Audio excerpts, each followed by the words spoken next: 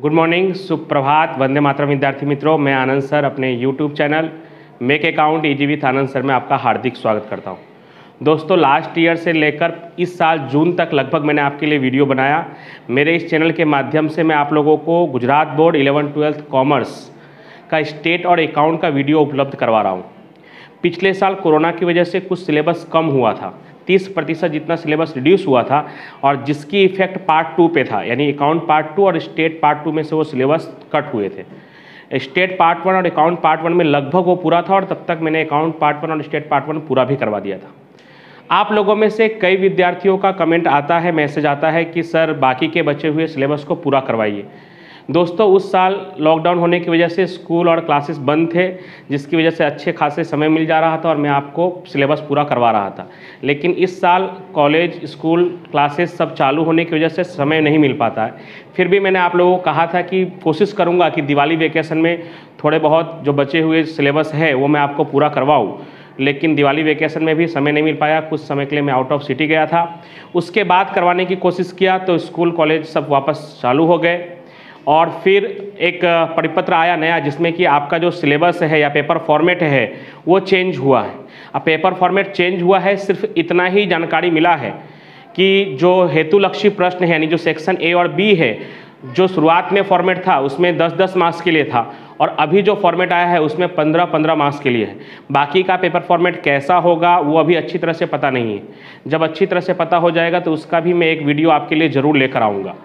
और इसी वजह से मैं थोड़ा रुका भी था कि शायद कुछ सिलेबस भी शायद कुछ कम हो जाए, लेकिन अभी तक ऐसी कोई जानकारी नहीं मिली है कि सिलेबस कम होगा, और लगभग उम्मीद भी है कि सिलेबस कम नहीं होगा। आपको 100% सिलेबस के साथ इस बार एग्ज़ाम देना होगा। तो आज का सिर्फ ये वीडियो मैं इंट्रोडक्शन वीडियो के रूप में लेकर आया हूँ काफ़ी दिनों के बाद, कि सबसे पहले मैं आपको ये बता दूँ कि अभी हमारा 12वीं में अकाउंट पार्ट 2 और स्टेट पार्ट 2 में मेरे चैनल पर कौन कौन से टॉपिक को मैंने अभी तक आपको नहीं सिखाया है, नहीं बताया है। तो वो अगर हम आज जान लेंगे तो फिर आपको मालूम पड़ेगा कि इसके अलावा के बाकी सभी टॉपिक हो चुके हैं, वो आपको पढ़ना ही है। उसमें से कुछ भी नहीं पढ़ना है ऐसा नहीं है, वो सब आपको पढ़ना है। दूसरी खास बात कि इन सब चीज़ों को अगर आप जान लेंगे कि ये सब टॉपिक बाकी है, तो उसके अलावा के टॉपिक को आप अच्छी तरह से पढ़ पाएंगे। और इन सब टॉपिक का मैं कोशिश करूँगा कि धीरे धीरे आपके पास वीडियो अवेलेबल करवाता रहूँ। ठीक है, प्रॉमिस तो नहीं कर रहा हूँ, लेकिन मेरी कोशिश रहेगी कि लगभग जो बचे हुए टॉपिक है उनके वीडियो आपके तक पहुँचता रहे। तो चलिए देखते हैं कि हमारा क्या टॉपिक बाकी है। तो स्टेटिस्टिक पार्ट 2 की अगर बात करें, पार्ट 1 तो हमारा कंप्लीट ही है। अगर हम पार्ट 2 की बात करें तो स्टेटिस्टिक पार्ट 2 में पार्ट 1 है संभावना। तो संभावना में हमने संभावना का जो बेसिक थियरी है वो, उसके प्रयोग स्वाध्याय 1.1 और 1.2 में हमने प्रश्न नंबर 6 तक पूरा कर लिया है। स्वाध्याय 1.2 का प्रश्न नंबर 7 से लेकर 18 तक, उसके बाद स्वाध्याय 1.3, 1.4 और 1.5 पूरा बाकी है, और स्वाध्याय में सेक्शन सी और डी हमारा बाकी है। कोशिश करूंगा कि जो बाकी बचे हुए सिलेबस है उसको हम पूरा करेंगे। पार्ट 2 की अगर बात करें तो पार्ट 2 में स्वाध्याय 2.1 पूरा बाकी है, स्वाध्याय 2.2 और स्वाध्याय के प्रश्न हो चुके हैं, बराबर। तो आपको अगर पार्ट 2 पढ़ना है तो 2.1 के अलावा के तो आप पढ़ ही सकते हैं, तो उसको आप पढ़ते रहिए। ये नहीं कि जब सर 2.1 का वीडियो बनाएंगे तब हम पार्ट 2 शुरू करेंगे, तो फिर बहुत देर हो जाएगी, क्योंकि समय मिला नहीं मिला इसलिए। उसके बाद पार्ट 3 हमारा पूरा बाकी है, क्योंकि पिछले साल का जो पेपर पैटर्न था उसके हिसाब से अगर हम पार्ट 3 नहीं भी पढ़ते तो भी पूरा सिलेबस हम अटेंड कर सकते थे, 100 मार्क्स का पेपर अटेंड कर सकते थे, और समय भी नहीं था, इसलिए पार्ट 3 का वीडियो नहीं बन पाया था। तो पार्ट 3 हमारा पूरा ही बाकी है, कोशिश करूंगा कि इसका भी वीडियो अवेलेबल हो।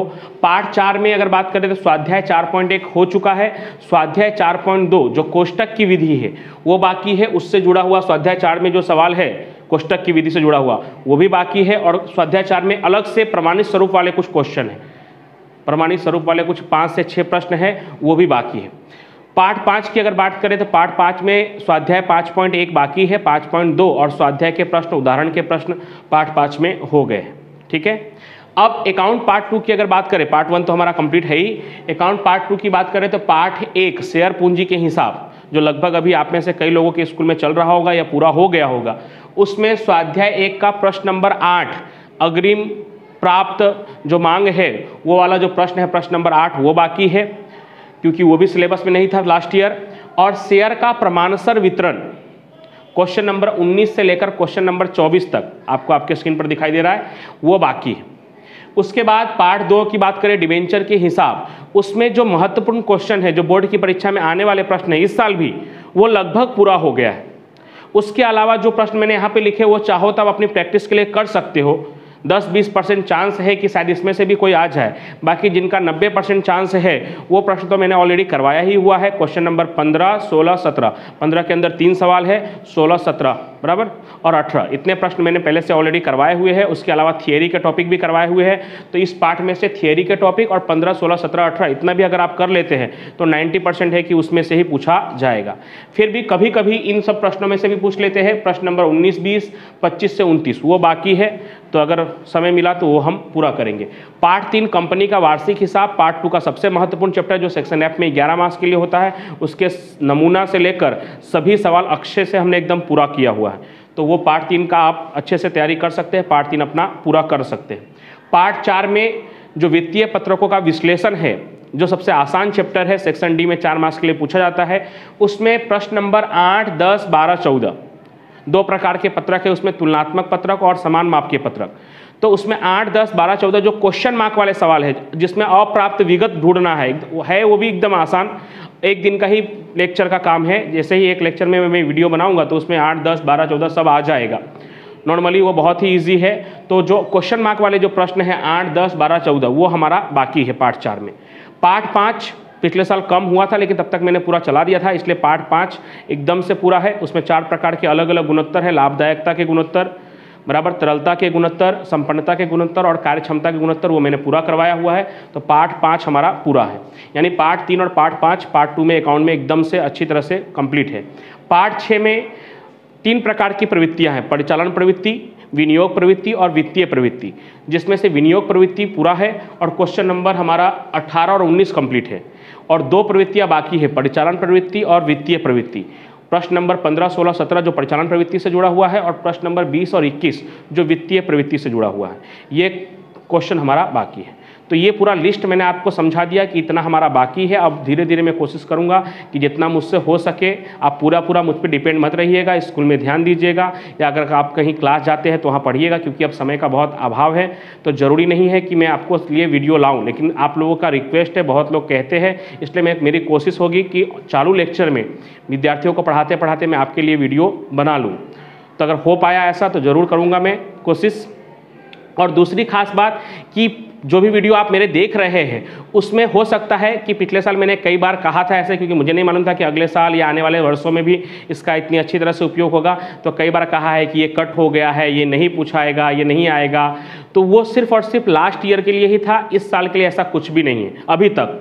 अगर कोई नया परिपत्र आता है तो उसकी सूचना मैं आपको अपडेट करते रहता हूँ और करते रहूँगा, लेकिन अभी तक ऐसी कोई सूचना नहीं है। तो वो लास्ट ईयर के लिए था। अगर किसी वीडियो में ऐसा कह भी दिया है कि डिस्क्रिप्शन बॉक्स में पेपर का फॉर्मेट देखिए, तो पेपर के फॉर्मेट का वीडियो या जो भी कुछ है कि 3 पार्ट पढ़कर 70 मार्क्स ला सकते हैं या ऐसे, वो सब लास्ट ईयर के लिए था दोस्तों। इस साल का तो अभी ठीक तरह से पेपर फॉर्मेट क्लियर हुआ ही नहीं है। जैसे क्लियर होगा मैं वीडियो बनाऊंगा। तो पिछले साल के वीडियो देखते समय अगर किसी वीडियो में रहा मैंने ऐसा कहा होगा कि ये मत पढ़ना या ये पढ़ने की ज़रूरत नहीं है, तो वो सिर्फ लास्ट ईयर के लिए था, इस साल के लिए नहीं है। इस साल आपको लगभग 100% सिलेबस कवर करना है। तो चलिए अगले वीडियो में मिलेंगे हम लोग, उसमें जो बाकी बचे सिलेबस के साथ कोशिश करूंगा कि हम पहले स्टेट और अकाउंट दोनों का वीडियो लगातार मैं अपडेट करते रहूं जो बाकी बचे हुए हैं। आप लोग भी अच्छे से पढ़ाई करते रहिएगा। सभी लोगों को thank you so much. Vande Mataram.